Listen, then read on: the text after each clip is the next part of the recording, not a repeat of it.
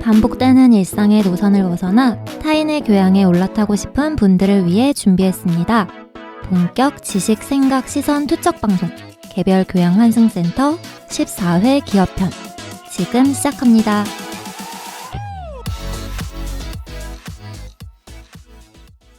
안녕하세요. 안녕하세요. 반갑습니다. 반갑습니다. 잘 지내셨죠? 빈둥대장님. 저는 정치사회와 대중문화에 허우적거리고 있는 장빈둥입니다. 허우적을 바꾸셨네요. 만물에 대한 탐구심이 깊은 만물 탐구자, 자연을 사랑하는 안불입니다. 샤이 건담러. 프라모델을 사랑하는 네. 건담편이 엄청난 화제라는 얘기를 들었어요. 맞죠? 맞겠죠? 본인이 어떻게 알아요? 네, 비주류 마이너 감성을 좋아하는 허유생입니다. 문화와 예술을 즐기는 따뜻한 인상주의자 김슨트입니다. 반갑습니다. 반갑습니다. 반갑습니다. 잘들 지내셨죠? 네. 네. 어떻게 지내셨어요? 요새 저는 날씨가 좀 괜찮아졌잖아요. 네. 한동안 엄청 춥더니 제가 적응을 한 건지 아니면 날씨가 좀 온화해진 건지 그 국립현대미술관 과천관에 다녀왔어요. 과천이요. 네. 그 어린이대공원 있는 쪽 가보셨어요? 거기 지금 뭐 해요? 서울대공원 말씀하신 네, 건가요? 서울대공원. 어린이대공원 아차산에 있어가지고. 아, 네네네. 달라요? 다른 거예요. 팩트 복격기. 팩트로 승부하는. 어쨌든 그 과천에 있는 네. 서울대공원 갔다 왔는데 지금 전시 열리고 있어요. 근데 제가 좋았던 건 날씨가 좋으니까 그 주변이 이제 공원처럼 형성되어 있고 그 미술관이 산 중턱 산이라고 하긴 어쨌든 중턱에 위치해 있거든요. 네. 가니까 너무 좋은 거예요. 풍경도 좋고 사람들이 이제 날씨가 좋으니까 소풍처럼 나와가지고 책도 읽고 이제 애기들도 읽고 하는 그 모습이 너무 좋아서 그런 평화로움을 잠시 느끼고 왔습니다. 전시도 좋았어요. 네. 계속 추천을 많이 해주시고 계신데 안 가보시죠? 가보신 분 계세요? 들을 때만 와 진짜 재밌다 이러고 아무도 안 가. 누군가 가겠지. 그렇죠. 들으시는 분들은 네. 한 번씩 가보세요. 네. 네. 유생님 어떻게 지내세요? 저 한동안 좀 몸이 안 좋아가지고 병원을 많이 다녔다 그랬잖아요. 네. 그로 인해서 밀어놨던 일들이 산처럼 쌓여있는 걸 처리하느라 와 정말 죽는 줄 알았습니다. 개인적인 네. 일이에요? 아니면 뭐 회사? 네, 회사이죠. 아. 네. 진짜 그 눈코 뜰 새 없이 바쁘다는 게 어떤 건지를 체감을 했습니다. 진짜. 다들 바쁘게지. 네. 그뿌르님은? 저는 뭐 특별한 일이 뭐가 있을까요? 테슬라? 네, 제가 테슬라 투자자인데요. 네. 오. 지난 한 일주일 동안 그 기다림의 보상을 많이 받은 한 주간이었어요. 청년 부자가 되셨답니다. 부자는 그런 건 아니고 뭐 그럼 너무 뭐야? 소박한 액수긴 하지만 아무튼 제가 한 1년 가까이를 갖고 있었어요. 들고 있었어요. 네. 그럼 수익률이 좀 그쵸. 되시겠네요. 좀 의미 네. 있는 수준으로 올라왔다. 네. 어깨가 한껏 올라왔다. 네. 근데 겸손해야죠. 네.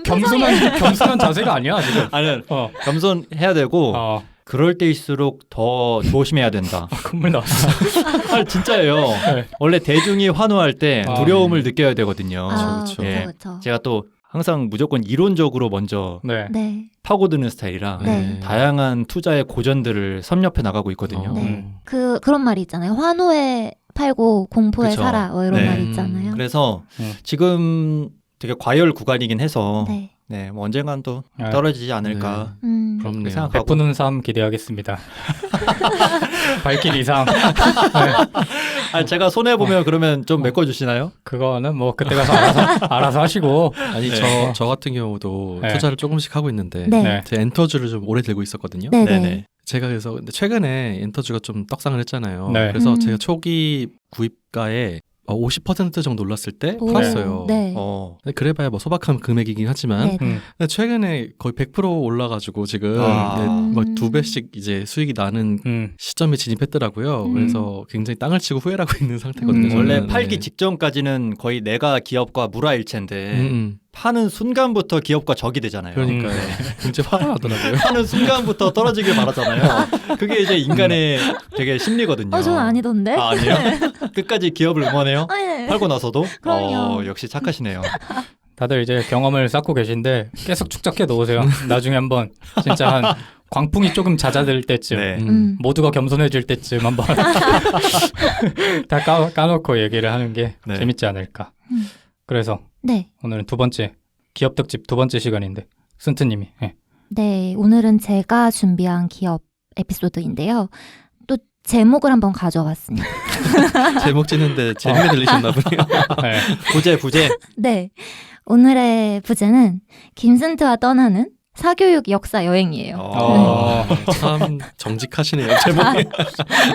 사교육 역사 여행. 네, 음, 그래서 교육 기업을 다뤄볼 건데요. 제가 경험한 그런 사교육의 역사를 되돌아보려고 합니다. 네. 다들 사교육 많이 받으셨나요? 학창 시절에?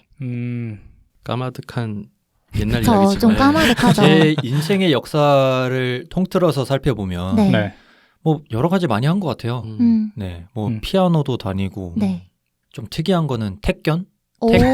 택견 학원 다녀보셨나요? 우와. 하신 건가요? 에크. 택견 학원이 있어? 네, 있죠. 어. 그 한복 같은 도복을 입고 네. 예, 버선 같은 것도 신어요. 그래서 아니, 막 도대체 어디서 살다 온 거야 어릴 때. 안에 일반적인 동네였는데 네. 뭐 그런 게 있었어요. 부르님이 원하셔서 간 거예요? 그건 아니죠. 아. 네, 워낙 어릴 때여가지고 네. 제가 어떻게 해서 다니게 됐는지도 기억이 안 나는데 약간 어릴 때 네. 정신 수양을 위해서 보내셨나 부모님께서? 모르겠네요. 그냥 태권도가 아니라 좀 일반적이지 않은 걸 시키고 싶으셨는지 모르겠지만 네. 택견도 다녀보고 몸에 남아 있어요? 그 택견에 네, 한번 해보실래요? 그리고 뭐 종이접기 뭐 이런 것도 했던 것 같아. 그게 종이접기 학원 아니, 있었어요. 그거는 진짜 맞아. 어릴 때. 음. 그 학원이 아니고 무슨 가정집이에요. 아. 거길 가서 뭐 이렇게 종이 접어가지고 막 스케치북에 붙이고 그거 네. 진짜 어릴 때인 것 같다. 아. 네. 창조 경제네. 그런 것도 돈을 받나? 네. 근데 요새도 있어요. 아 그래요? 네. 뭐 네. 창의력 이런 거. 네, 맞아요. 해가지고? 손 움직이는 거가 중요하다고 해서. 그렇군요. 유생님은요? 저는 그 중학교 때 제가 사교육이 폭발했던 시기였거든요. 네. 네, 그래서 학교를 6교시까지 마치고 네. 학원으로 가요. 그래서 네. 학원에서도 6교시를 했었어요. 네, 종합학원 와. 다니는. 네. 아 종합학원. 네, 네. 아 전공- 근데 어, 중학교 때는 저도 이렇게 했던 것 같아요. 음. 막 뭐 전과목 학원 이런 거. 맞아요. 네, 막 새벽에 가고 그런 거 있잖아요. 그냥 네. 의뢰 다 해주는 그런 학원. 맞아요. 그래서 시험 기간 때는 막 새벽까지 남기기도 했고 주말에도 막 풀러 다녔어요? 주말에도 다녔었던 것 같아요. 자습하러 가고. 주말에 무슨 인텐시브 코스 막 이래가지고 어? 불러다가 부르기도 비싼 거 다닌 거 아니에요? 그건 따로 받더라고요 돈을. 근데 그게 네. 학원을 여러 개를 다니는 게 아니라 하나에서, 네, 하나에서. 다 해주는 거잖아요. 맞아요. 맞아. 그럼 중학교 때라고 꼭 집어 말하신 이유는 고등학생 때는 많이 안 다니셨어요? 그게 너무 질려서 그런지 고등학교 때는 학원 안 다녔고요. 네. 주로 인강을 많이 들었던 것 같아요. 네. 그럼 두 분 학원 많이 다녔잖아요. 그냥 고분고분 다녔어요? 저는 그냥 가라니까 갔던 것 같아요. 네. 저도 뭐 그때는 그게 자아가 성립이 좀 덜 돼 있는 시기잖아요. 아니에요? 그냥 다니라 그러니까 네. 그냥 그런가 보다. 또 가면 또 친구들이 있고 아, 또 자습도 땡땡이 치기도 하고 음. 그런 재미에 또 다니는 거죠.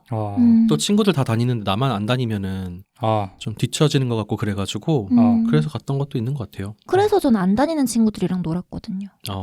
근데 뒤처지진 않았어요? 뒤쳐졌죠?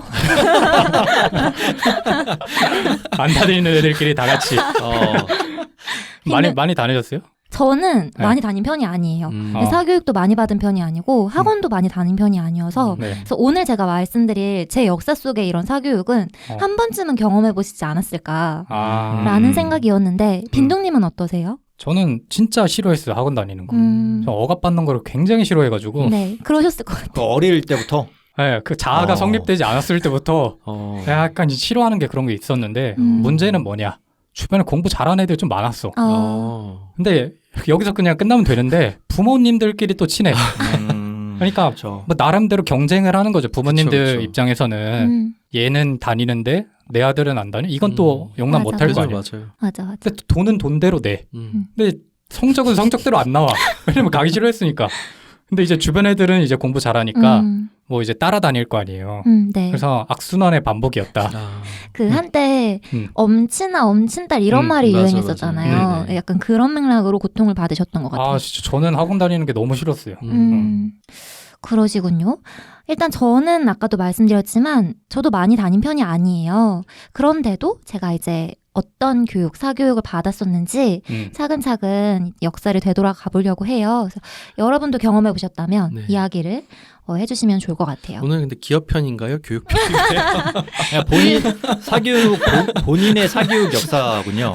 저의 역사 속에 네. 교육 기업이 이제 등장을 할 겁니다. 얹어놓기. 사기업의 역사가 아니라 본인의 역사. 김순투의 역사. 그렇죠. 제 역사 속에 이제 교육 기업이 등장할 거예요. 네. 저는 유아기부터 초등 때까지 학원은 많이 간 적이 없어요. 피아노 학원은 다녔는데 그 외에 학원은 많이 다녀본 기억이 없는데 이제 국영수 부분에서 저희 부모님이 걱정이 생기셨던 거죠. 얘가 얘를 이대로 놔둬도 되나. 저희 때는 이제 친구들이랑 몸으로 노는 거, 뛰어노는 걸 좋아했기 때문에 저는 항상 유치원 끝나거나 학교 끝나면 친구 집 앞에 가서 문을 두드리면서 네. 누구야 놀자 이거 아세요? 네. 아세요? 네. 그걸 하셨다고요? 이 음이 있어요. 근데 다 그래. 응. 땡땡땡 하면서 누구야 놀자 이게 음이 있어요. 하면서 아면 나오잖아요. 그럼 네. 같이 이제 하루 종일 노는 거예요. 맞아, 저녁 맞아. 끝날 때까지 놀고 집에 들어가고. 그럼 이제 받아쓰기 맨날 틀리고. 이제 그 누구야 놀자 한 집에 부모님이 너 쓴트랑 놀지 마. 이러죠. 쟤랑 놀지 마라. 멀리해라. 이런 친구들이었다는 거 아니야. 그렇죠. 그리고 그럴 때마다 어머님이 창문 딱 여시고 누구 없다라든지 맞아, 누구 못 논다 이렇게 맞아. 근데 그거 이제 심해지면 부모님한테 전화한다. 전화해서 죄송한데 쓴트가 저희 애를 자꾸 그러기도 하고 전화를 걸어서 누구 없어요? 하면은 그 네. 어머니께서 진짜 없다고. 공부해야 된다. 공부해야 된다고 맞아. 하시기도 하고 했는데 이제 저희 어머니께서 걱정이 되셨겠죠? 그래서 시작한 것이 있습니다. 바로 눈높이 학습지예요. 네. 해보셨나요? 눈높이 네, 학습지? 해봤죠. 네네. 저는 엄마가 그 선생님이어가지고 네. 저는 안 했지만 네네. 우리 집으로 애들이 왔어. 그래서 저는 안 하고 애들하고 놀고 이랬던 기억이 있어요. 이때 이제 저희 때 눈높이도 유행을 했고 네. 그다음에 같이 유행한 게 구몬 학습지. 구몬. 네. 네. 빨간 이게- 펜 뭐 이런 것도 있지 않나요? 네, 맞아요. 그래서 쌍두마차처럼 이제 저희가 많이 했었는데 저는 이 눈높이 학습지를 할 때에도 과제 완수를 잘 못했어요. 그래서 학습지 막 숨겨놓고 책장 사이에 이거 뭐 숨기면은 뭐 해결이 되나요? 안 되죠. 아, 그래서 그렇죠. 그 선생님 오시면 보통은 선생님이 가정 방문을 하셨거든요. 네. 네. 선생님이 오시면 이제 잃어버렸다. 맞아. 또는 학교에 놓고 왔다. 그 진짜 그게 어린 마음에서는 통할 줄 알잖아. 맞아요, 근데 맞아요. 뻔히 보일 거 아니야. 그렇죠. 그리고 그 선생님들이 꼭 과도하게 내주지 않아요, 숙제를? 맞아요, 네. 맞아요. 너무 그 어린 아이가 하기에는 너무 많은 양을 내줬던 기억이 나요. 부모님이 그래야 좋아하니까 뭐 그랬겠죠. 그쵸. 그래서 그런 이제 핑계를 대기도 했는데 그걸 이제 또 학교에 가져가면 이제 저의 기억에서는 서로 풀어줬어요. 국어를 잘하는 친구가 수학 풀어주고, 네, 국어 풀어주고, 수학을 잘하는 친구가 수학 풀어주고, 그래서 돌려서 이렇게 풀고 가져가고 이런 행동을 했던 기억도 납니다. 그래서 먼저 제 역사 속에 눈높이라는 기업이 등장을 했는데 네. 이 기업에 대해서 먼저 말을 해보려고 해요. 눈높이는 대교 눈높이예요. 그래서 기업의 이름은 대교인데 네. 강영중 회장이 설립한 기업입니다. 네. 그래서 모태는 1975년도에 시작을 해요. 그래서 이 회장님이 종암동에서 과외방을 연 것이 이 대교의 시작입니다. 이때는 과외 학생이 3명이었고요. 1년 후에 일본의 구몬이라는 그 회사와 제휴를 해서 네. 한국공문수학연구회라는 명칭으로 정식 출범을 하는데 이때는 과외형 학원이었어요. 그 구몬이 일본 기업이었어요? 일본과 제휴한 한국의 기업이에요. 구몬은 일본 기업이에요. 네, 구몬이라는 기업은 처음 일본 알았다. 기업이에요. 네. 그래서 과외형 학원으로 시작을 하는데 1980년에 이제 이 학원에 타격을 줄 만한 발표가 납니다. 혹시 아시겠어요? 80년? 네, 1980년. 사교육 금지? 맞아요. 네, 맞아요. 전두환 정권? 네, 맞아요. 전두환 정권에서 과외 금지 조치를 내려요. 네. 그런 게 있었어? 네. 1980년 7월 30일에 이제 교육 개혁 조치를 발표하는데요. 이때 과외를 금지하고 이때 이제 내신이랑 학력고사 위주의 대입 제도로 개편이 됩니다. 네. 그래서 이때부터 이제 긍정적인 점이라고 하면 교육을 통해서 계층 이동이 활발해져요. 네. 개천에서 용났다라는 말이 이때부터 많이 생겨나기 시작하는데 단점은 비밀 과외가 활개를 치기 시작하는 때도 또 있대요. 그래서 몰래 이제 과외 선생님을 섭외해서 네. 몰래 과외를 받게 하고 그런 일이 이제 생겨났던 것이 이 1980년대입니다. 과외들이 좀 음성화됐죠. 그 네, 당시에. 네. 그러다 보니까 이제 공식적으로는 이 사업을 꾸려 나갈 수가 없는 거죠. 왜냐하면 과외형 학원인데 과외를 금지한다고 하니 네. 할 수 있는 게 없잖아요. 네. 그래서 이 회장님이 공문수학연구회에서 학습지 사업을 시작하게 됩니다. 이것이 눈높이의 시작이에요. 네, 그래서 이제 1985년에 그 중앙교육연구원이라는 그 회사를 창업한 후에 공문수학 회원이 5만 명이 되는데요. 네. 이때 이제 학습지 사업을 시작하게 되고요. 1987년에는 회원이 10만 명, 1991년에는 50만 명이 돌파할 정도로 엄청난 성장을 이루어요. 네, 근데 이게 처음에 학습지를 만들 때 처음에는 일본의 브랜드와 협업했다고 했잖아요. 제휴했다고 했잖아요. 네네. 그래서 일본의 그런 모티브를 가져와서 학습지를 만들고 일본에서 만들어낸 그런 절차에 의해서 학습지를 제작한 경우가 많았는데 네. 네. 일본 구몬이 로열티를 올려버려요. 네, 그리고 이 대교 회장님한테 브랜드와 학습지 이름을 아예 구몬으로 바꿔라 라고 이제 권고를 하는 거예요. 그래서 이 회장님이 결별을 합니다. 네, 구몬과 결별을 하고 이때야 비로소 이제 상호를 대교라고 바꾸는 거예요. 그리고 학습지의 이름도 이때 순 우리말인 눈높이라고 변경을 하게 됩니다. 되게 이름 좋은 것 같아요. 눈높이. 그쵸. 네, 지금 생각해도 좋은 것 같아요. 구몬은 그럼 다른 기업과 다시 제휴를 맺어서 그 구몬과 또 제휴를 맺은 거예요. 네. 다른 기업이? 네, 그렇죠. 네. 다른 기업이. 그럼 그 기업은 구몬이란 이름을 쓰는 걸 받아들인 거네요. 그쵸. 그래서 이제 조금 있다가 대교랑 구몬이 갈등을 겪었을 때가 있었어요. 그때 다시 한번 말씀을 드릴 텐데 저희가 흔히 말하는 구몬이라는 거는 일본에서 가져온 이름이에요. 네. 그러니까 일본의 브랜드였던 거죠. 그래서 80년대, 90년대에 아주 성행했습니다. 그리고 제가 말씀드렸던 것처럼 안 하는 친구가 없었어요. 네, 그리고 학교에 가져가서 하기도 하고 이제 그게 약간 숙제처럼 돼가지고 맨날 그거에 고통에 시달리기도 하고 했는데 한때 회원 수가 590만 명에 육박합니다. 이게 네, 진짜 많다. 2011년 기준이고요. 2011년? 그러니까, 얼마 안 됐네. 네, 비교적 최근이에요. 그러니까 우리 어릴 때보다 훨씬 뒤 아니야? 그렇죠, 그렇죠. 8, 90년에서 계속 성장해서 2011년 기준에서 590만 명. 많이 했네요. 그러면. 진짜 많이 했네. 저번까지도. 보통 이 학습지라는 게 초등학교 저학년 뭐 이 정도가 많이 하잖아요. 네. 네. 근데 그 시기에도 굉장히 많이 했다는 게 좀 의외네. 저는 아예 꾸준히 그냥 하락하는 정세라고 봤는데. 네, 그래서 회원 수가 저희 생각보다는 되게 많구나라는 걸 알 수가 있는데 이게 또 한 사람이 여러 개를 듣는 경우가 많기 때문이기도 해요. 네네. 수학, 뭐 국어, 네, 이런 식으로 수학에서 이렇게? 가입하고 뭐 국어에서 가입하고 뭐 이런 경우가 많기 때문에. 그 회원 수가 그냥 사람당이 아니구나. 그쵸. 네.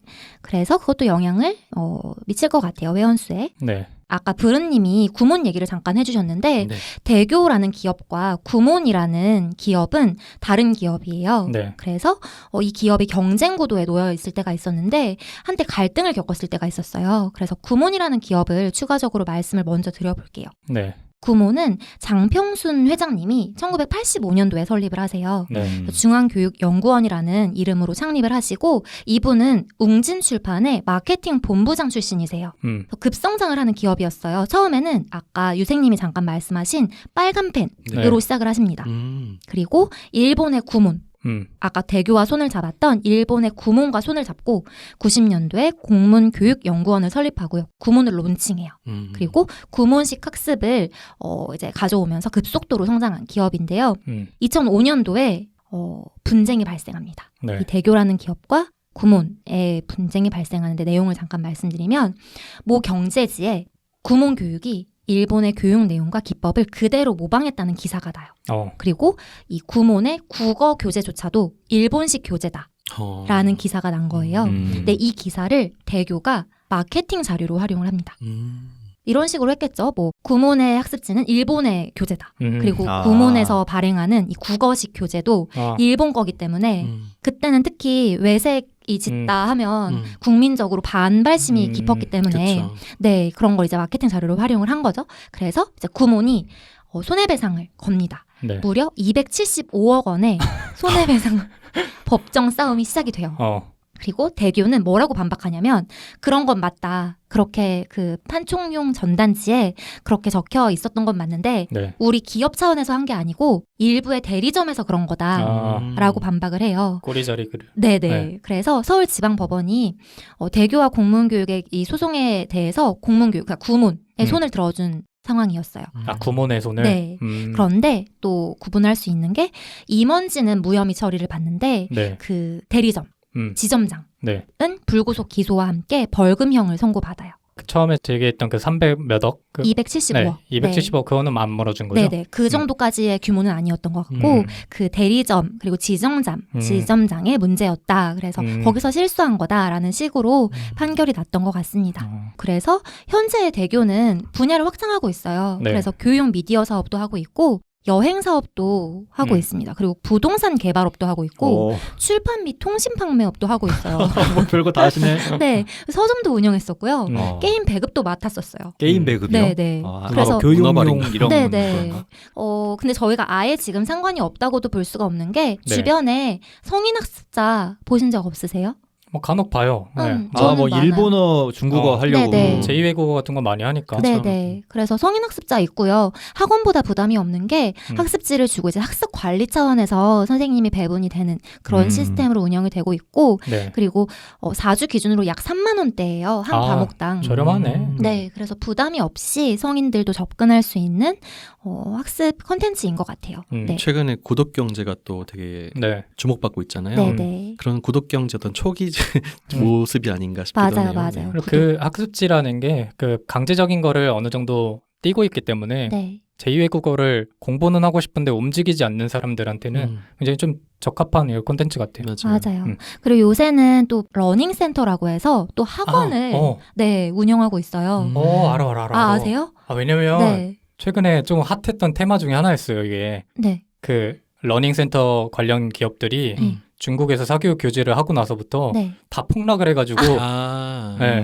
최근에 중국의 사교육 다 금지당했으니까. 네. 그래가지고 그 관련 기업들이 다 폭락했고 맞아요. 최근에는 또 이 기업들이 메타버스랑 연계가 되면서 교육 쪽에 또 메타버스라 그래서 또 다시 뜨고 있더라고.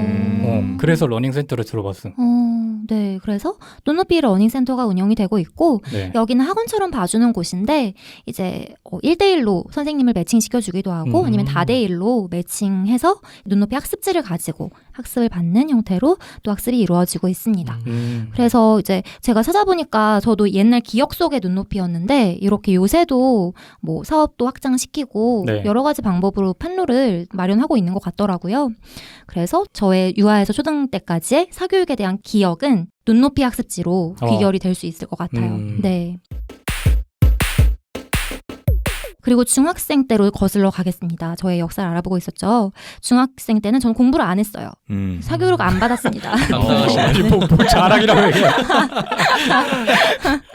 근데 네. 제 인생에 아주 소중했던 기억들이에요. 얼마나 재밌었게요. 그 놀았던 기억들이. 네, 그리고 그게 있어요. 이제 유생님 같은 공부 네. 잘하는 친구들이 학원 가잖아요. 그럼 네. 이제 그 학원 가는 친구들을 바라보면서 나는 안 간다. 그 지역 어머님들한테 블랙리스트였겠는데? 그런 적이 있어요. 그때는 네. 누구랑 놀았어요, 그러면? 그때도 항상 이제 노는 친구들은 있었죠. 공부를 하지 않는 친구들. 노는 친구들. 근데 저는 또 신기하게도 빈둥처럼 공부를 잘하는 친구들도 있었어요. 네. 그래서 그 친구들은 불쌍하구나.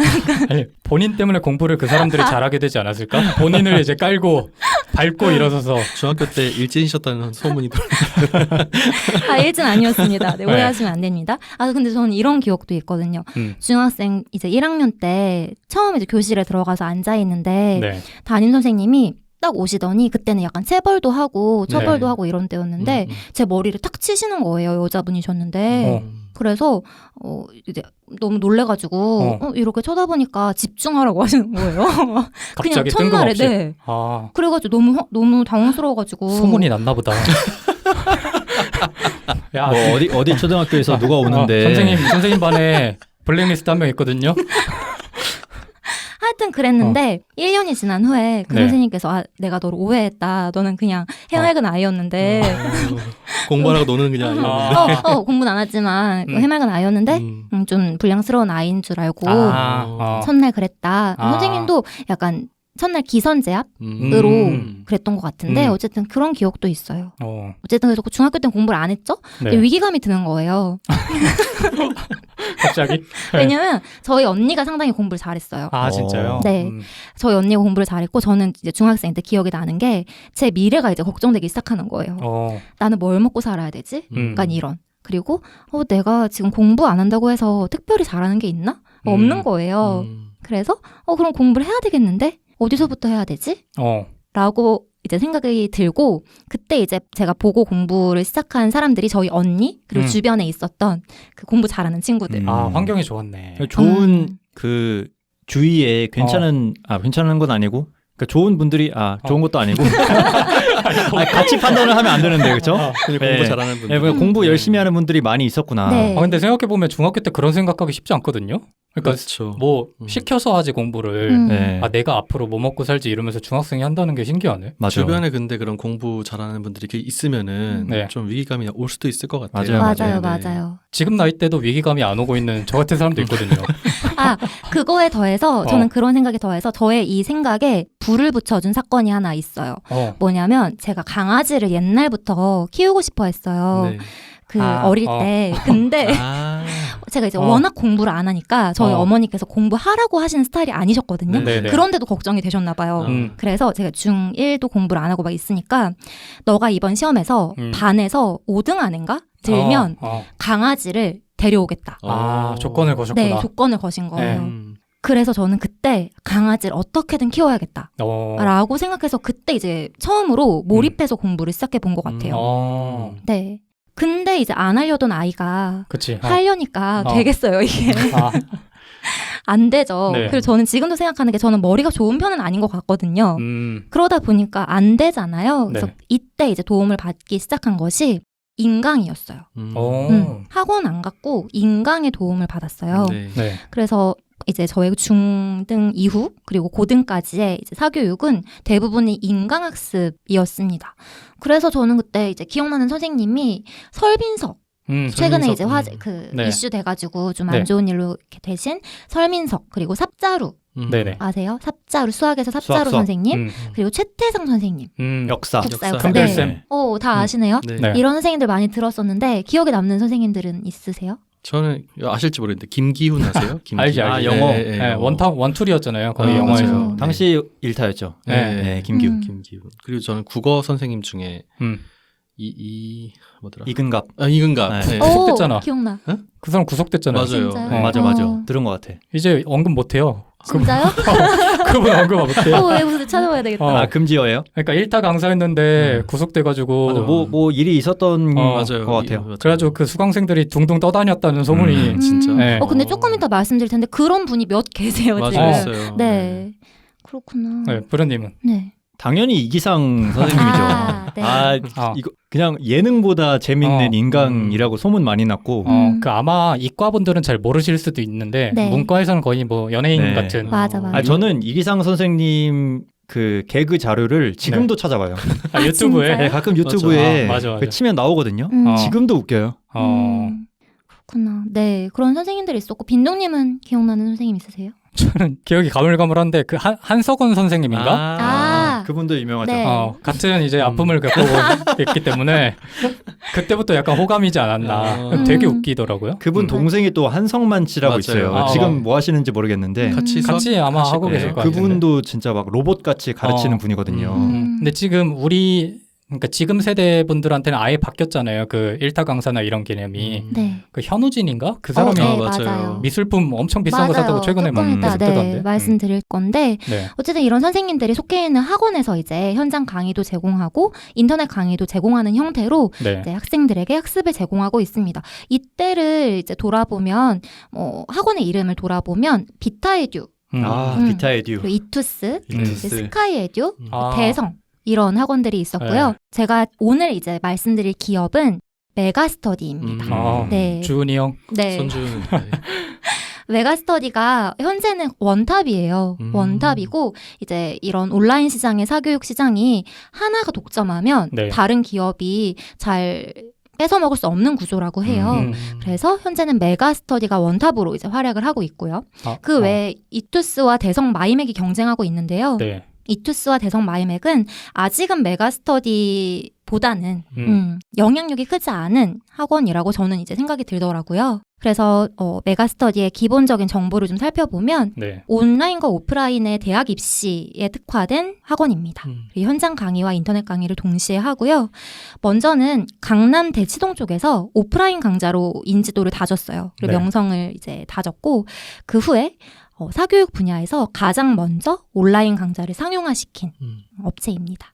유명 스타 강사, 일타 강사라고 하죠.를 대량으로 보유하고 있고요. 네. EBS-I를 제외하면 제2외국어 한문 영역 분야에서 9과목이 모두 개설된 유일한 업체라고 해요. 그러니까 서비스도 제공을 많이 하고 있는 거죠. 기업으로서의 메가스터디를 살펴보면 이 메가스터디도 뻗어나간 분야가 되게 많더라고요. 그래서 네. 메가 MD, 메가 넥스트, 메가 북스, 메가 편입 뭐 이런 식으로 되게 뻗어 있는 분야가 많은데 거의 대부분 교육과 관련이 되어 있다고 생각하시면 될 것 같아요. 네. 그래서 현재 이제 많이 시행하고 있는 그 사업 분야는 성인부와 초중등부, 고등부의 이제 학습, 교육 분야인데 이 중에서도 고등부가 아무래도 가장 선두를 달리고 있습니다. 그렇죠. 그래서 메가패스라고 이제 메가패스를 가입하면 이 메가스터디의 학습을 통틀어서 할 수 있는 이 메가패스를 판매하고 있고 이거 약 50만 원이에요. 네. 네, 약 50만 원인데 이거에 가입해 있는 학생들이 되게 많은 거죠. 그리고 오프라인 기숙사인 러셀도 운영하고 있고요. 그리고 일반 학원들도 운영을 하고 있습니다. 기숙사? 네, 오프라인 기숙사 학원. 기숙학원? 네, 네네네. 아무래도 재수생들이 많이 가는 학원이겠죠. 사업 모델을 인강으로 만든 첫 기업이 메가스터디. 네, 맞아요. 네. 그러니까 그거를 저도 궁금했는데 네, 네. 우리 때는 메가스터디가 그냥 압도적이었잖아요. 네. 근데 지금은 그때보다 지배율이 더 커졌나요? 지금도 압도적이에요. 뭐 그때보다 커졌다는 잘 모르겠는데 이 온라인 학습 시장의 그 지분율로 보면 네. 메가스터디가 가장 크다고 보시면 될 것 같아요. 더 독점적인 지위를 가져갈 수밖에 없을 것 같아요. 네, 네. 초반에 그걸 확보해 나가고 일타 강사들 흡수하면서 점점 더 커지고 그리고 애들 학력 인구는 점점 줄어들잖아요. 네. 그럼 뭐 독점적인 지위가 강화될 수밖에 없지 않나. 맞아요. 그 손주은이라는 사람이 네. 보통 사람이 아닙니다. 맞아요.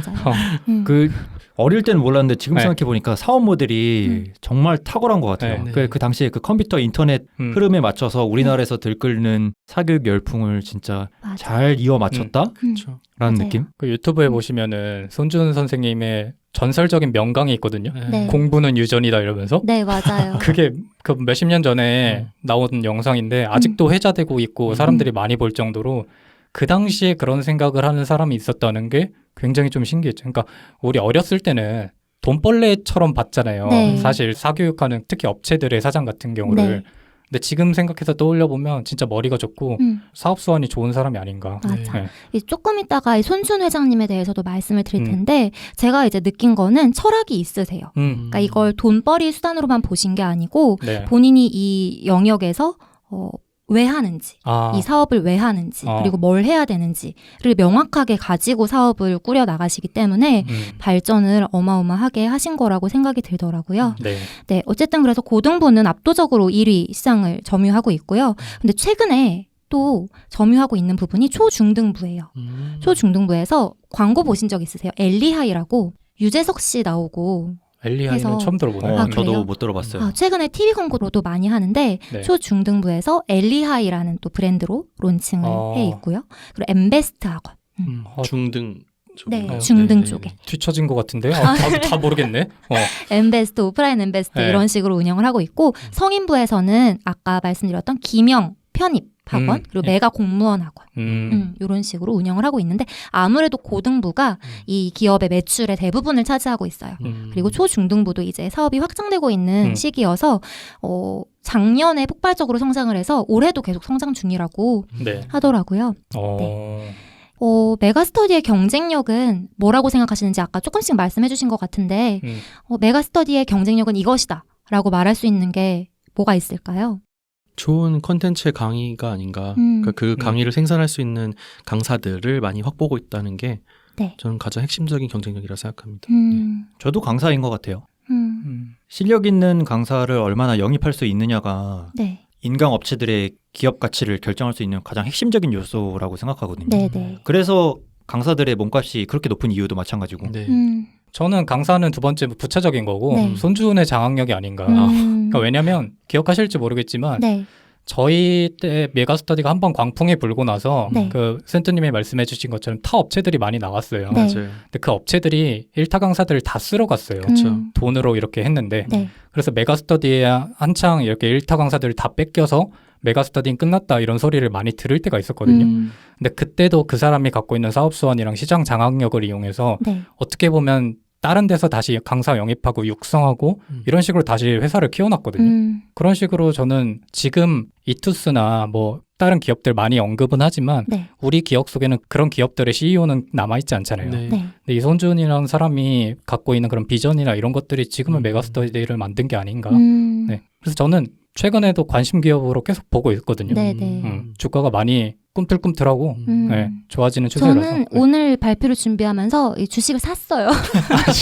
아, 이미 샀어? 아 진짜로요? 이미 샀어요? 멋있다. 샀어요. 네. 손주는 또 선생님이잖아요. 사회문화 가르쳤나 맞아요. 그래가지고 맞아요. 네. 사용나. 네, 학생들이랑 또 접점도 있었고 하니까 더 알려지지 않았나 싶기도 해요. 네.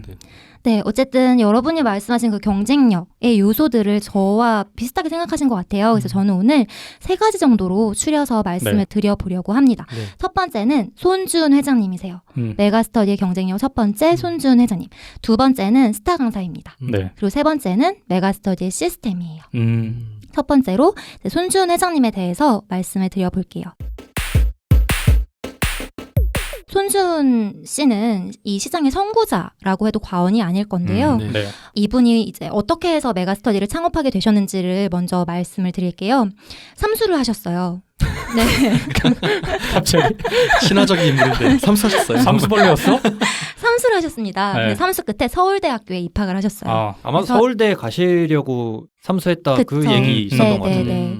서울대에 입학하셔서 어떤 일을 겪으시냐면 네. 여자친구를 사귀십니다. 그런데 갑자기 그 지금의 손준 선생님 얼굴이 떠올라가지고 당황했는데 여자친구를 사귀셨는데 상당히 많이 사랑하셨던 것 같아요. 네. 네, 어. 그래서 여자친구의 등록금을 대주기 위해서 와. 각종 아르바이트를 많이 하셨다고 해요. 낭만이 있다. 여자친구의 등록금을 대줘? 네, 그래서 여자친구 등록금을 대주려고 입시생 6명을 지도하기 시작하신 것이 맞아. 네, 네. 이 분의 이제 교육업의 시작이라고 볼 수 있을 것 같아요.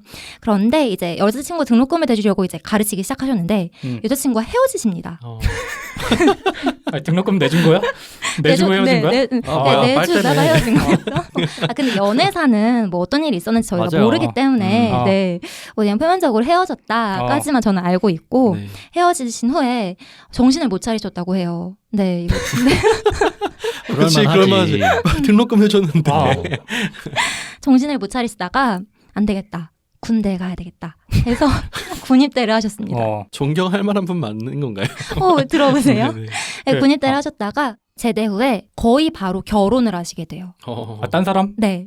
다른 분과. 속전속결이네. 아, 그분은 어떻게 만났는지는 잘 모르고요. 네, 그거는 잘 모르고 그냥 네. 떠도는 얘기에는 이 아버지가 손준 씨의 아버지께서 계속 정신을 못 차리고 있으니까 빨리 결혼을 시켰다 이런 얘기도 있는데 뭐 결혼이라는 게 시킨다고 해서 하는 건 아닌 것 같아서 네. 뭐 좋은 분 만나서 이제 결혼을 그쵸, 한 그쵸. 거겠죠. 좋은 분 만나서 결혼을 하셨고 이제 본인이 책임져야 될 가정이 생겼잖아요. 네. 그래서 다시 과외를 하기 시작하세요. 아.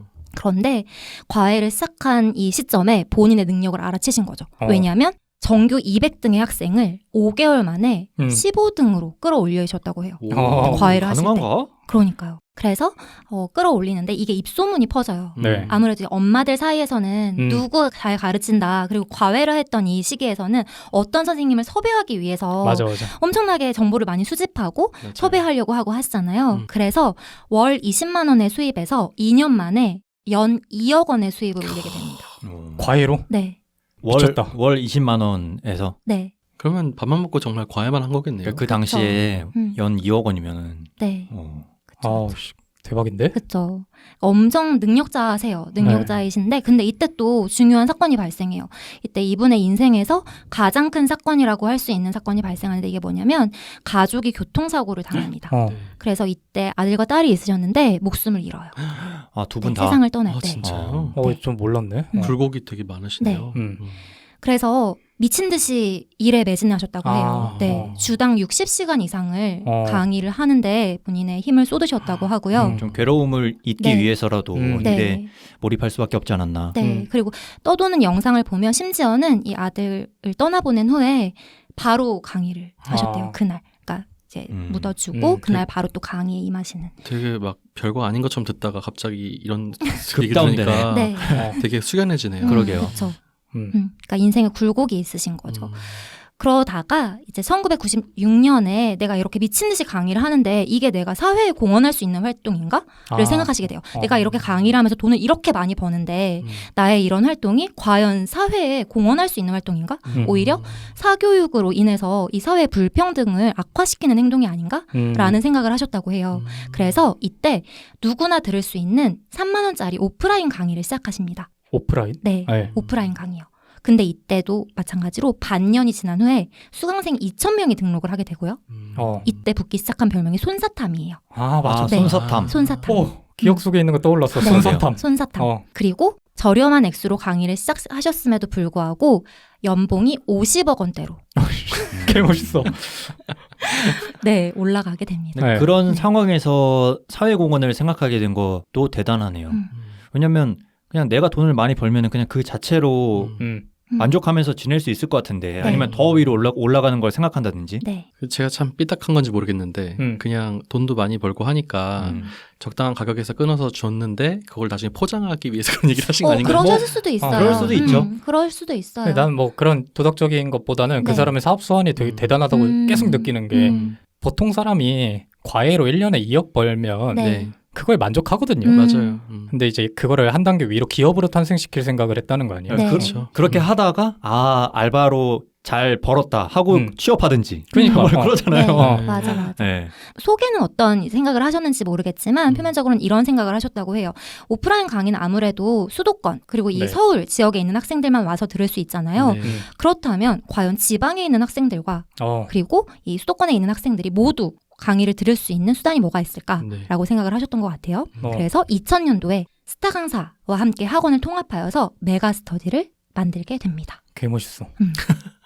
그래서 처음에는 보충 수업 격으로 서비스 형식으로 이제 온라인 강의를 제공을 했어요. 그래서 처음의 형태를 살펴보면 현장 강의의 필기를 그 회사의 직원이 기록을 하고 현장 강의의 육성을 녹음해서 이제 편집을 해서 화면을 보여주면서 방송을 내보내는 형식으로 온라인 서비스가 됐는데 2001년 봄부터 이제 현장 강의를 녹화해서 온라인으로 제공하는 서비스를 시작합니다.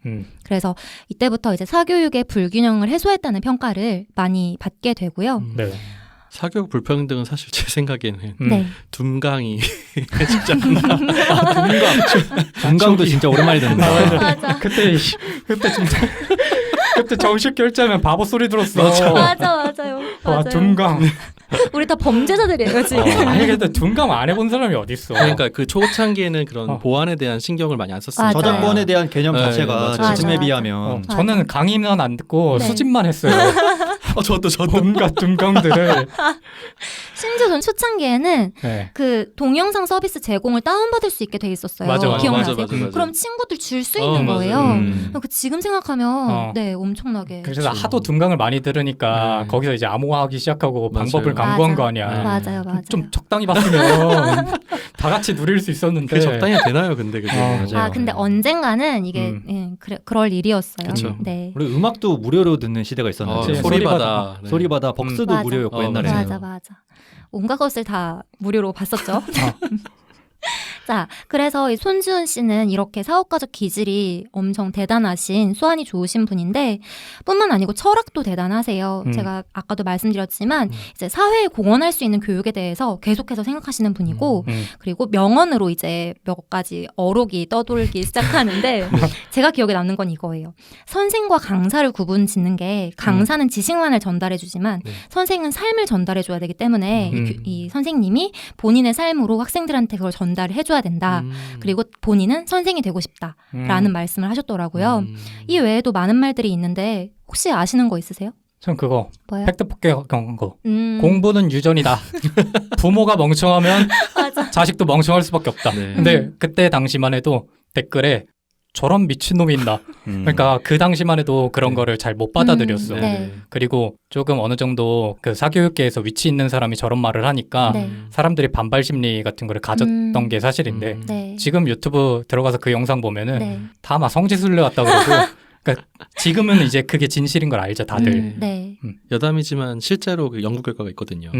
유전적 요인이 가장 큰 게 공부라고 하더라고요. 실제로. 네. 그렇구나. 오히려 예술이 이쪽은 더 낫대요. 되게. 네. 그러니까 저는 그 발언을 듣고 신기했던 게 당시에도 네. 그 손준 씨가 욕 먹었던 가장 큰 이유 중에 하나가 네. 사교육 광풍을 오히려 본인이 이끌어왔다. 네. 그러니까 본인 말로는 이제 해결하려고 이런 시스템을 만들었다지만 네. 결과적으로는 그냥 본인 기업만 돈 번 거 아니냐 이런 식의 평가를 받잖아요. 네. 근데 당시에 생각해 보면 그 공부가 유전이라고 얘기하는 것 자체가 본인 그렇게 기업에 좋은 영향은 미치진 못하거든요. 그렇죠. 근데 맞아. 그런 얘기를 조금 가감 없이 하고 어떻게 보면 이 사람이 진짜 그런 철학을 가지고 사회 문제를 해결하려고 하는 생각이 있었구나라는 네. 게 오히려 그런 측면에서 많이 돋보였던 것 같아요. 그리고 미래를 보는 성구안이 있는 게 최근의 발언들은 네. 예전 발언들과 달라요. 그리고 본인 스스로 이렇게 말씀하세요. 예전의 말을 나는 지금 번복하고 있다. 그리고 번복해야 한다. 그래서 최근에 집중하고 있는 것은 청년 사업, 스타트업 기업을 네. 지원하시려고 하고 있고 그리고 사람들의 창의성, 사람들이 하고 싶어하는 거 그러니까 무조건적인 공부만 하라고 하는 게 아니고 다양한 방법으로 우리 사회 청년들이 나아갈 수 있는 방법을 고민하고 계세요. 그래서 실제로 재단도 설립하셨어요. 본인의 그 세상에 그 목숨을 잃었던 둘째 딸의 이름을 따서 윤민재단이라고 해서 재단을 설립하셨고 이거는 이제 청년의 스타트업 기업을 지원하는 재단입니다. 그래서 이런 것만 봐도 그냥 단순히 돈벌이를 위해서 이 교육을 이용하는 게 아니고 우리 사회에 필요한 교육이 무엇인가 네. 그리고 시대마다 어떤 교육의 흐름을 우리가 쫓아야 되는가 또는 주도해야 하는가를 고민하시는 분이라고 저는 생각이 들더라고요. 최근에 공부왕 찐천재 맞아. 네, 홍진경 씨 유튜브에도 나오셨어요. 네. 그래서 홍진경 씨가 이거 왜 이렇게 하시냐, 돈 왜 버시냐, 그리고 돈 벌어서 뭐 하실 거냐 했더니 본인이 돈벌이는 이제 나중 가면 중요해지는 게 아니고 본인은 이제 몰입할 때 평화 그리고 성취감이 자기를 존재하게 하기 때문에 내가 이렇게 하는 것이다 라고 말씀을 하셨더라고요. 거기서 되게 유쾌한 사람처럼 나오잖아요. 네. 그러니까 난 그걸 보고 오히려 이 사람은 진짜 대단하다고 생각했어. 그 위치에서 그러니까 이게 딱 보면 이제 시청자들도 알기 때문에 얘가 광고를 하고 싶어서 우리 기업 돈 벌려고 나왔다 이거랑 진짜 이제 다른 세상을 보고 있구나 앞날을 보고 있구나 이거랑 좀 다르거든요. 네. 근데 그 사람은 후자인 것 같은 느낌이 드는 거야. 그러니까 진짜 대단하다는 생각이 드는 거죠. 빨리 평일에 돼서 MTS를 켜야겠는데? 주식을 살 수밖에 없게 만드네. 근데 여러분 제가 주식을 많이 사지 않았어요. 그 네. 이유는 네. 작년과 올해 폭발적으로 성장을 했습니다. 맞아. 이미. 네. 이미 네. 선반영. 얘기는 들은 것 같아요. 많이 네. 올라왔어. 네. 맞아. 그 코로나로 인해서 잠시 주춤했거든요. 네. 그런데 이게 고등 분야에서 스타 강사 영입을 네. 잘 했고 그리고 그 스타 강사를 이제 브랜딩화해서 그 학원에서 이제 지속적으로 강의를 제공하는 그 시스템을 잘 마련했어요. 그래서 제가 이제 말씀드릴 이 학원의 이 기업의 경쟁력 두 번째 바로 스타 강사에 대해서 말씀을 드려보려고 합니다. 수많은 선생님들 중에 이제 최근에 가장 유명한 선생님 한 분을 집중적으로 말씀드려보려고 해요. 바로 현우진 씨입니다. 네, 현우진 씨 들어보셨죠? 네. 그렇지. 어떤 유튜브에서 네. 저는 강의는 본 적 없고 유튜브에서 되게 재밌는 얘기 많이 해주시는 네, 선생님으로. 맞아요. 이분은 1987년생이세요. 생각보다 어리시죠? 네. 그럼 35? 35. 네. 이분은 스탠포드 수학과를 졸업하셨는데 네. 스탠포드 수학과를 3년 3개월 만에 차석으로 조기 졸업하셨습니다. 네. 그리고 그 스탠포드에 계시던 그 수학계의 노벨상인 필즈상을 네. 수상하신 그분이 같이 연구하자라고 섭외를 하셨는데 본인은 연구가 체질이 아닌 것 같다는 판단하에 네. 이제 한국으로 들어오신 거죠. 그런데다가 부전공이 철학이세요. 그러니까 학생들한테를 뭔가를 전달해 줄 때 말도 되게 잘하시는 편이고 생각도 잡혀 있는 거죠. 그러다 보니까 강의력이 좋을 수밖에 없다라는 생각이 들더라고요. 이분은 고등학생 때부터 그 숨마 쿰 라우데라는 책 기억나세요? 알아. 수학금 라우데. 와. 그 책의 지필진이었어요. 고등학생 때. 진짜요? 네. 아마 검수 쪽으로 했겠죠. 고등학생이니까. 조필진으로 수학책 제작에 참여를 했고요. 그러니까 어릴 때부터 뛰어나셨던 거죠. 영상을 보면은 본인은 공부를 못했던 적이 없었다고 하세요. 맞아. 봤어. 항상 최상위권이었는데 근데 본인이 그때 재밌었던 거는 내가 항상 최상위권인데 내가 제일 열심히 하더라 라는 발언으로 또 유명하십니다. 이거 되게 유명한 말이죠. 네. 그래서 2011년도부터 대치동 과외로 시작을 하시는데 대치동을 거의 점령했다고 해요. 그러니까 그때는 더 어렸을 거 아니야. 네. 2011년이면 몇 살이시죠? 거의 뭐 20살, 21살. 10년 전이니까. 20대 초반이죠. 네, 25? 10년 전이니까. 네, 그렇네요. 점령을 하셨는데 이제 스카우트가 되셔서 강사 일을 시작하시고 그리고 2015년부터 메가스터디 온라인 강좌를 그리고 현장 강좌를 시작하십니다.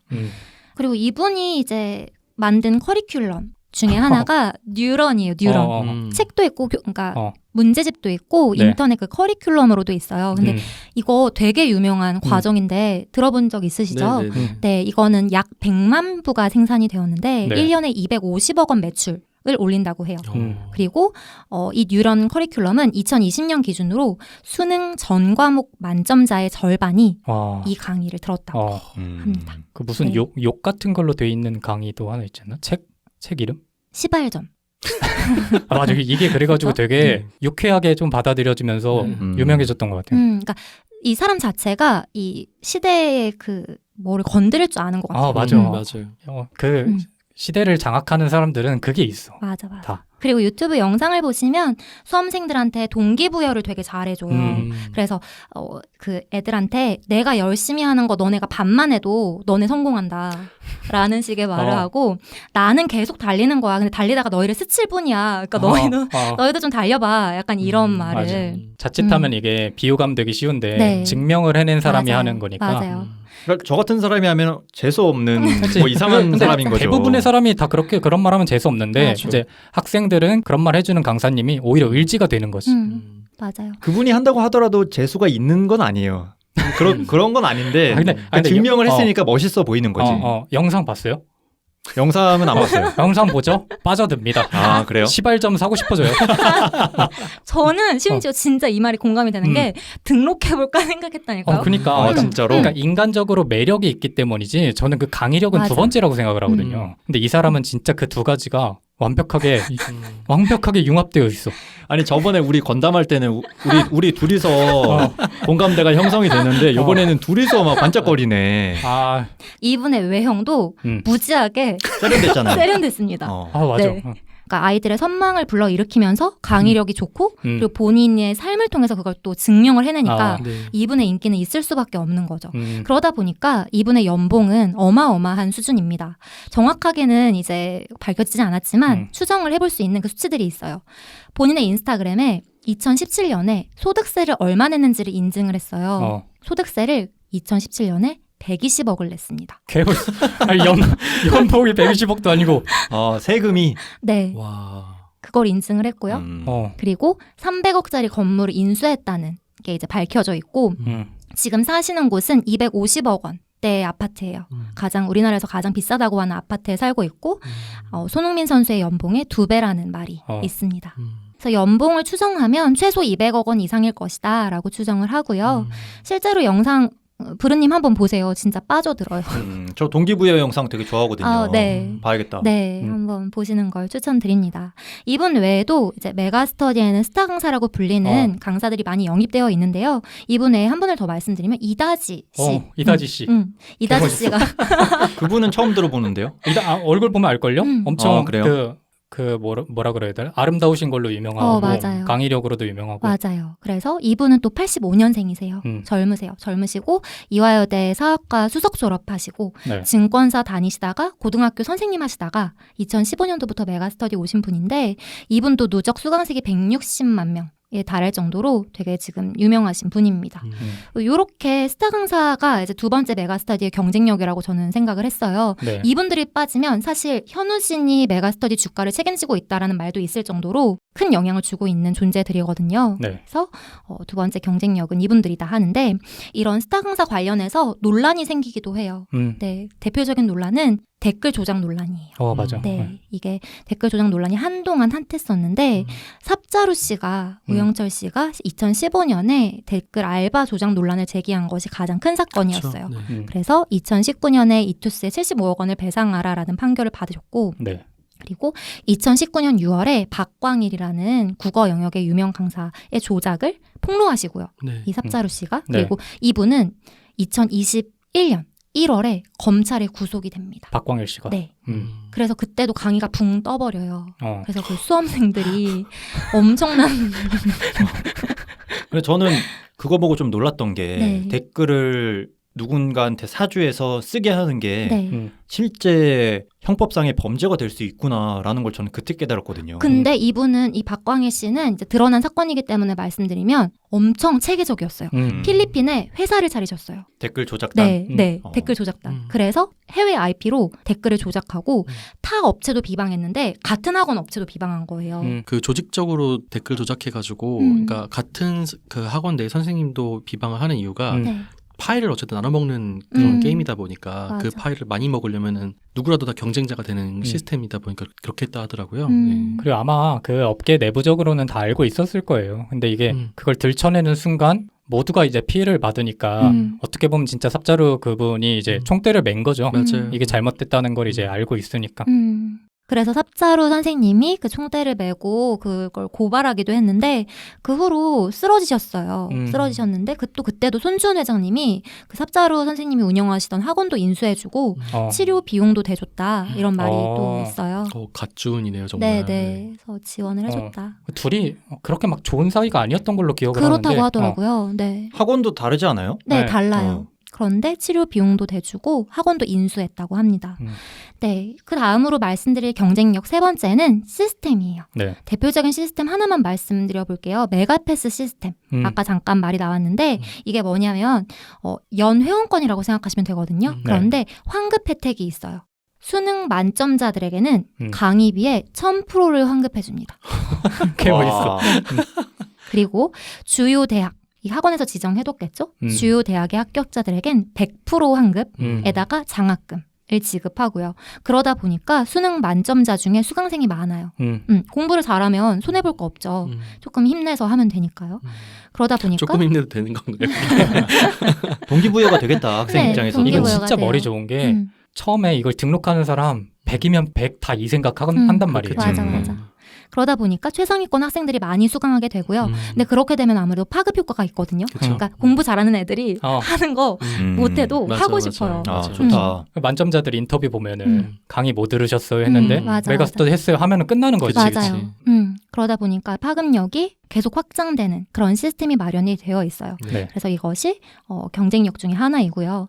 그리고 아까 손준 회장님의 철학과 맞닿아 있는 부분이 아카데미 사업이에요. 그래서 아카데미 사업 부분에서는 이 대학 입시 위주의 교육을 하는 것이 아니고 뷰티 아카데미, 게임 아카데미, IT 아카데미 이런 식으로 또 학생들을 육성을 해요. 그래서 이런 식으로 사업이 확장되고 있습니다. 네. 그래서 이런 온라인 강좌 부분에 왜 메가스터디가 최강자인지 이렇게 나누어서 살펴봤는데 앞으로의 메가스터디는 얼마나 더 성장할 수 있을 것 같으세요? 참 교육 시장이라는 게 네. 사실 뭐 영원히 빵 뜨지도 않고 영원 지지도 않는 해라고 저는 생각하거든요. 네. 네. 네. 그리고 근데 기본적으로 인구 구조 자체가 워낙에 고령화 추세로 가고 있고 저출산 기조가 계속해서 유지되니까 네. 성장에는 좀 그래도 어떤 포화 상태가 존재하지 않을까 이런 생각이 드네요. 네. 저도 비슷한 생각인데 고등학교 대상 인강 사업만으로는 네. BM에 이제는 좀 한계가 있지 않나. 우리나라의 인구 구조가 갑자기 확 바뀌지 않는 이상은. 네. 그래서 대비를 해놓으신 것 같고 네. 다른 차원의 BM도 이제는 필요한 시기가 아닌가. 뭐 마련돼 있지만 물론.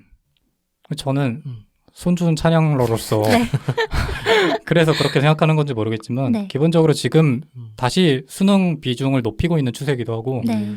그다음에 그 재수생이랑 고3 비율이 우리 때보다는 적어졌지만 그들이 강의를 듣는 그 비율이라 그래야 될까요? 그건 네. 압도적으로 더 높아졌던 걸로 알고 있거든요. 그렇게 하죠. 네. 그래서 일단 그 본업에서도 저는 메가스터디가 크게 망할 것 같진 않고 그 다음에 그 메가스터디가 가진 장악력이나 파워라는 게 시장 규모에서의 파워라는 게 네. 사실 교육이라는 거는 어느 분야든 다 무궁무진하거든요. 아까 말했던 그 학습지 사업이 될 수도 있고 뭐 네. 흔히 말해서 토익이나 아니면 공무원 시장이 될 수도 있고 그들이 갖고 있던 노하우나 미래를 보는 능력이나 이런 거를 감안하면 시대가 어떻게 변화진지 메가스터디는 망하지 않을 것 같은.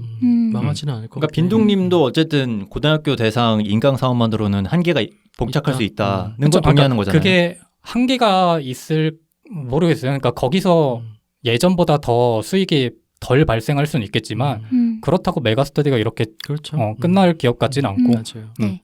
이 교육이라는 게 기본적으로 지갑을 그냥 가감 없이 열잖아요. 네, 얼마이든 맞아요. 간에 네. 퀄리티만 좋으면 그런 장점도 있는 것 같아요. 일단 단기적으로 살펴보면 최근에 20년 만에 정시의 비중이 확대됐어요. 네. 네, 23년도 대입까지 정시 비중을 40% 이상 확대할 것을 교육부가 권고했고요. 그러다 보니까 이제 학생들은 그 수능에 매진해야 되는 상황이 된 거죠. 네. 그리고 그거에 더해서 EBS의 연계율, 그러니까 수능의 EBS 연계율이 하락했어요. 70% 가까이 됐는데 권고율이 50%로 하락했어요. 그러니까 이제 강의를 듣고자 하는 학생들이 많아질 거라는 거죠. 네. 그리고 내년에 메가패스의 가격 인상이 예고되어 있거든요. 어허. 그러다 보니까 단기적으로는 성장 가능성이 충분하다라고 저는 생각을 했고 네. 장기적으로 봤을 때는 이제 아무래도 학령 인구가 감소되니까 네. 그런 리스크가 있는데 저는 또 저도 손준 회장님의 두 명이나 이제 찬양러가 있네요. 네. 미래를 보는 그 선구안이 건재하시다면 음. 더 이제 우리가 생각하지 못한 그런 판로를 열어주지 않을까라는 생각도 하고 있습니다. 아직까지도 우리나라는 교육을 통해서 신분 상승이 가능하다고 믿는 나라이기 그쵸. 때문에 뭐 믿는다기보다는 사실 그게 거의 어떻게 보면 일정 부분 맞는 말이잖아요. 그래서 이런 교육 사업은 정말 뭐 절대 지지 않는 해일 것 같아요, 진짜. 네, 그래서 저의 고등 시절에 저의 그 성적을 어느 정도 책임져 줬던 네. 인강 분야에서 최강자인 메가스터디라는 기업을 살펴봤습니다. 네. 그 후로 대학 때는 저는 토익 스피킹 하러 학원 다니기도 했거든요. 네. 이때는 파고다 이런 학원도 가고 그리고 지금 유생님 같은 경우에는 온라인으로 클래스 101 이런 강좌 듣고 계시잖아요. 네, 네. 그래서 저희가 교육을 받는 거는 평생에 걸쳐서 이루어지는 과정 같아요. 네. 그리고 그 교육에 관여되어 있는 기업도 계속해서 살펴봐야 될 존재가 아닌가라는 생각을 해봅니다. 맞습니다. 네. 끝? 끝났어요? 재밌었습니다. 어, 센트님의 어떤 교육의 역사를 그러니까. 되짚어 볼 수 있었네요. 이 스트님이라는 사람을 어렸을 때부터 쭉 훑고 지나간 느낌이야. 진짜. 이거 되게 재밌는 방식이네요. 나의 사교육의 역사를 짚는다는 게. 아마 방송을 들으시는 분들께서는 궁금해서라도 메가스터디 주가를 지금 한 번쯤 보지 않을까. 네. 방송 청취하시는 분들 중에 또 자신의 어떤 특이한 사교육의 역사 있으면 댓글로 남겨주시면 좋을 것 그렇죠. 같아요. 네. 좋을 것 같아요. 뭐 네. 이게 센트님의 매수 매도 추천은 아니겠지만 절대 아닙니다. 종목 추천 아닙니다. 주가 내려가면 탓을 한번 해주시는 것도 네, 재밌지 않을까. 네. 현우진 씨 영상도 찾아봐야겠네요. 네. 네. 재밌습니다. 올 수도 있어요. 동기부여가. 그게 저도 동기부여 채널을 많이 보다 보니까 네. 그게 알고리즘에 뜨더라고요. 현우진 씨 영상이. 근데 잘 안 봤거든요. 네, 한번 봐야겠다. 네. 네. 듣고 계신 분들도 한번 다들 보시고 1타 강사가 이래서 1타 강서구나 이런 걸 느껴보시면 좋을 것 같습니다. 네. 그럼 오늘 김순투와 함께 떠나는 사교육 여행 네. 역사 여행. 네, 잘 다녀왔고 네. 네, 고생 많으셨습니다. 네. 수고하셨습니다. 수고하셨습니다. 감사합니다.